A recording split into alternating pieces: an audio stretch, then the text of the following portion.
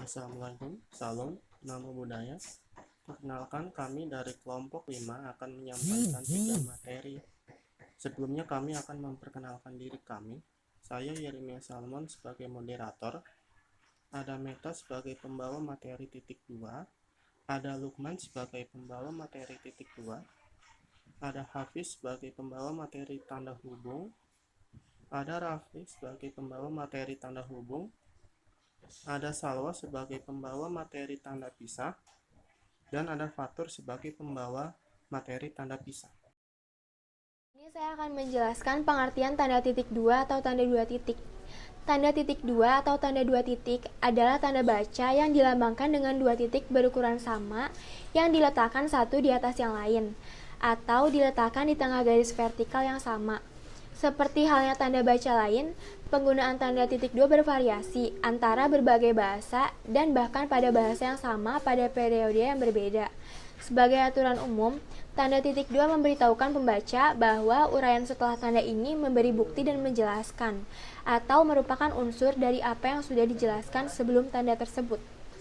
Di sini saya akan menambahkan materi tentang tanda titik 2. Yang pertama, tanda titik 2 dipakai pada akhir suatu pernyataan lengkap bila diikuti rangkaian. Contohnya, kita sekarang memerlukan perabotan rumah tangga. Titik 2, kursi, meja, dan lemari. Yang kedua ada tanda titik 2 dipakai sesudah kata atau ungkapan yang memerlukan pemberian. Contohnya, ketua titik 2 Axel, wakil ketua titik 2 Putri. Dan yang ketiga, tanda titik 2 dipakai dalam teks drama sesudah kata yang menunjukkan pelaku dalam percakapan.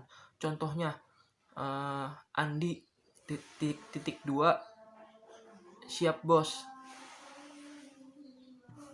Tanda titik 2 dipakai dalam kurung I di antara jilid atau nomor dan halaman. Dalam kurung I2 di antara bab dan ayat dalam kitab-kitab suci, atau tanda kurung I3 di antara judul dan anak judul suatu karangan. Contohnya, dalam kurung I1 Tempo, I 1971,34.27. Dalam kurung I2 Surat Yasin titik 29. Yang I3 karangan Al-Hakim Pendidikan Seumur Hidup titik 2, sebuah studi sudah terbit.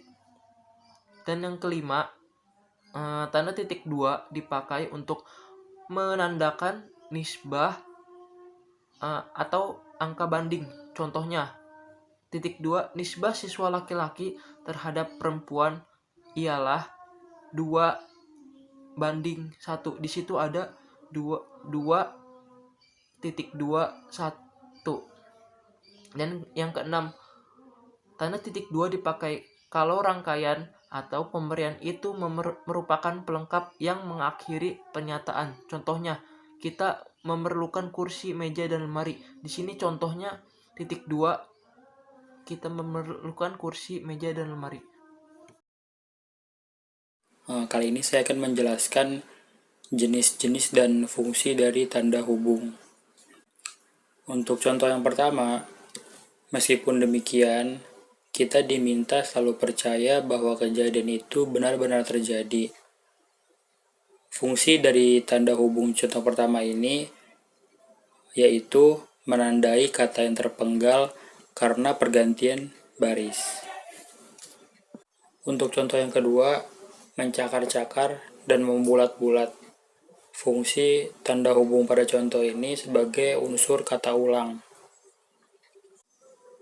Contoh yang ketiga, 12/8/2019. Fungsinya untuk memisahkan tanggal, bulan, dan tahun. Contoh yang keempat, ELIMINASI. Fungsi dari tanda hubung tersebut untuk menyambung huruf dalam kata yang dieja satu-satu. Untuk contoh yang kelima, 14/89. Nah, biasanya penulisannya seperti 4 tanda hubung belas tanda hubung per tanda hubung 8, tanda hubung 10, tanda hubung 5. Fungsinya untuk memperjelas hubungan dari si angka tadi, 14/89. Untuk contoh yang keenam, audisi tersebut diadakan se-Kabupaten Batang. Nah, tanda hubung di sini digunakan untuk menyambung kata se dengan kata selanjutnya yang menggunakan huruf kapital. Contoh yang ketujuh, Andika meraih peringkat kedua dalam lomba memancing. Fungsi tersebut untuk kata ke dengan angka. Misal contoh lain, Haikal merayakan ulang tahun yang ke-18. Jadi ke strip 18. Di sini saya akan melanjutkan penjelasan dari Hafiz mengenai tanda hubung sekaligus kegunaannya. Oke, contoh selanjutnya ini dari tanda hubung. Yaitu di sini ada kebakaran itu pernah terjadi. Kebakaran itu pernah terjadi sekitar tahun 2000-an. Nah, di sini ada an-nya nih. Ada an-nya. Nah, berarti penggunaan tanda hubung itu untuk apa? Berarti penggunaan tanda hubung adalah apabila ada angka yang berakhiran an kayak gini. Jadi 17-an, 2000-an itu pakainya ada an kayak gini nih, ada angka 2000-an kayak gini. Iya. Nah, oke, sip. Selanjutnya ini ada nih, contoh selanjutnya. Warga yang tidak ber-KTP asli Indonesia cukup sulit mengurus surat pindah kerja. Nah, ini berarti apa nih? Berarti ini ada ber-KTP. Nah, ini tuh mirip sama yang tadi dijelaskan sama Faiz, seperti ke itu berada huruf se itu huruf kapital. Nah, kalau ini berarti ber itu merupakan tanda hubung untuk menghubung untuk sebagai penghubung apabila ada singkatan huruf kapital. Jadi ber itu untuk ada singkatan huruf kapital, ada singkatan yang berhuruf kapital, huruf kapital.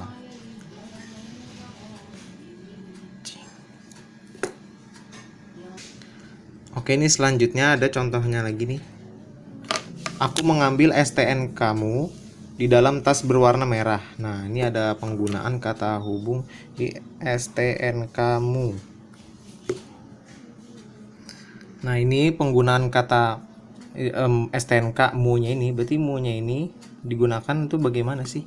Jadi apabila kata tanda hubung di sini digunakan apabila di kalimat ada kata ganti yang di belakangnya ku, mu, nya. Nah, iya kayak gini contohnya. Jadi kalau misalnya ada di belakang kata ganti ada kumunya, itu pakai standar strip kayak gini, STN kamu, misalnya punyanya atau bajuku, jadi menggunakan tanda hubung seperti ini.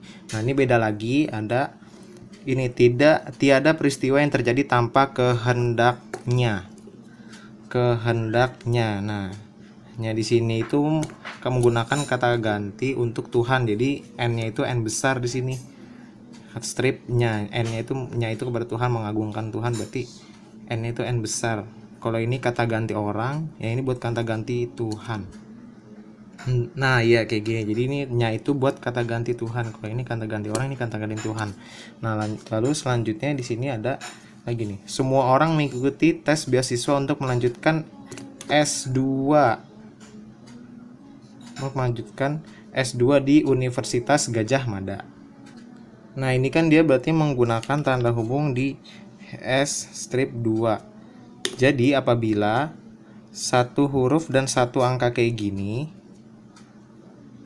jadi apabila digunakan huruf dan satu angka kayak gini tuh digunakanlah tanda hubung seperti ini di sininya. Jadi untuk menghubungkan antara satu huruf dan satu angka seperti S2 atau S1 D3 atau S3. Nah, ini kayak gini nih, satu huruf satu angka. Contohnya seperti itu, contoh lainnya. Nah, selanjutnya ini ada pesan dari dosen di forward ke seluruh mahasiswa. Nah, ini ada di forwardnya ini di tanda hubung kayak gini. Apa sih maksudnya kalau di tanda hubung di kayak gini? Nah, jadi si tanda hubung kayak gini itu bisa digunakan apabila unsur bahasa Indonesia dirangkai dengan bahasa asing atau bahasa daerah. Bahasa Indonesia kan ya ini nih. Nah, jadi ini tuh pesan dari dosen itu unsur bahasa Indonesia di forward ke seluruh mahasiswa, ini masih unsur bahasa Indonesia. Nah, sedangkan ini forward ini unsur bahasa asing. Nah, jadi untuk memisahkan antara bahasa Indonesia dengan bahasa asing, gunakanlah tanda hubung ini. Digunakanlah tanda hubung tersebut. Gitu. Bisa dipahami atau tidak? Ya. Oke nih, selanjutnya ini ada kata pasca berasal dari bahasa Sanskerta. Nah, ini ada pasca strip tanda hubung nih di sini. Maksudnya apa sih kalau ada kayak gini di pasca ini, maksudnya itu apa? Fungsinya itu adalah untuk menandai bentuk terikat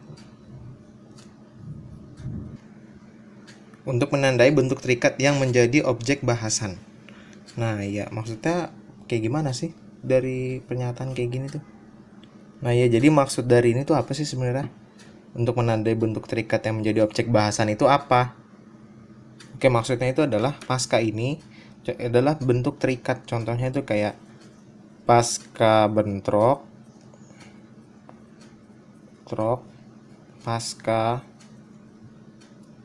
pasca libur.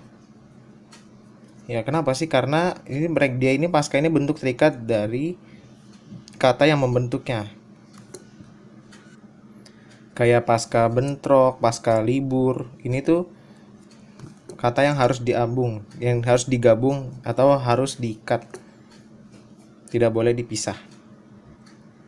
Nah, ini kan berarti si pasca ini kan menjadi bahasan dari kalimat ini. Nah, jadi kita tahu bahwa pasca ini merupakan bentuk terikat dari suatu kata.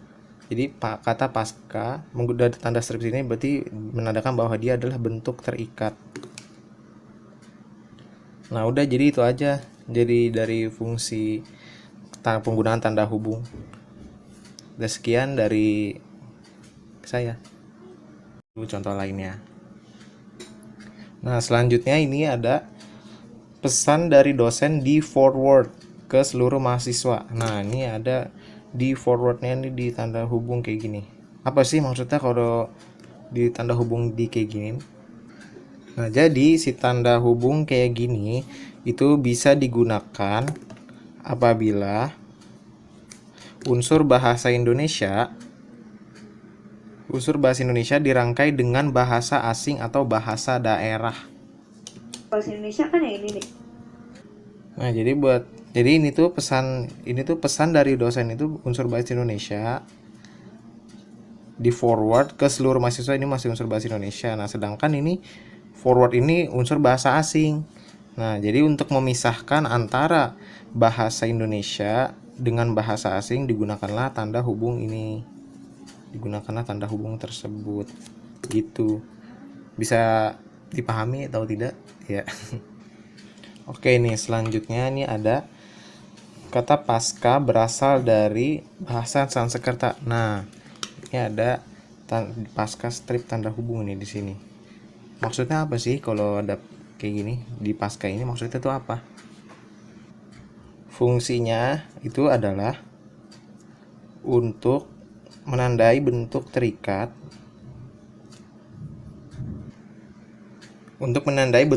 yang menjadi objek bahasan. Nah, ya maksudnya kayak gimana sih dari pernyataan kayak gini tuh? Nah, ya jadi maksud dari ini tuh apa sih sebenarnya? Untuk menandai bentuk terikat yang menjadi objek bahasan itu apa? Oke, maksudnya itu adalah pasca ini adalah bentuk terikat. Contohnya itu kayak pasca bentrok, pasca libur. Ya, kenapa sih? Karena ini pasca ini bentuk terikat dari kata yang membentuknya. Kayak pasca bentrok, pasca libur, ini tuh kata yang harus digabung atau harus diikat. Tidak boleh dipisah.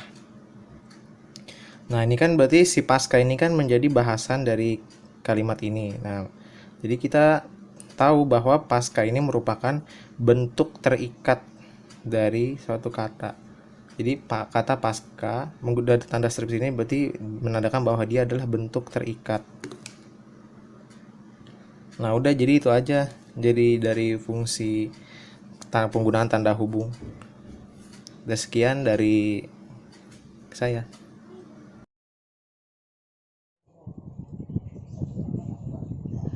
Halo, di sini aku sama Fatur yang akan menjelaskan tentang tanda pisah.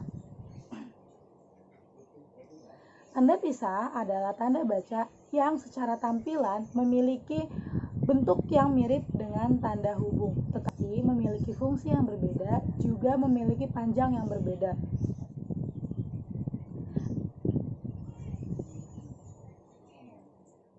Tanda pisah ini juga memiliki dua jenis, yaitu N- dan M-. N- ini panjangnya selebar huruf kapital dari N. Nah, kalau M- itu panjangnya selebar dari huruf kapital huruf M.